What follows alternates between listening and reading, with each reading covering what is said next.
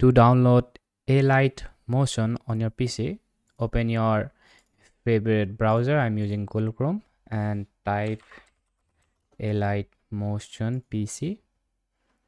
And after that, you need to select the first website, tap here, and then you need to scroll down, and as you can see, download BlueStack. So you need to download BlueStack.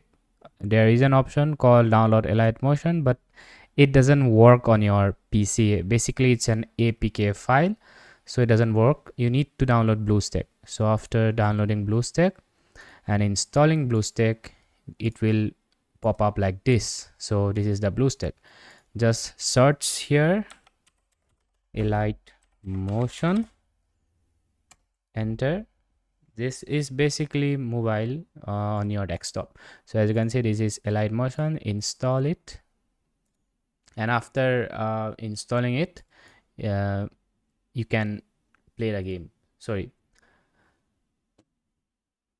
And after installing it, as you can see, it's downloading. You will be able to use Alight Motion on your PC. Thanks for watching.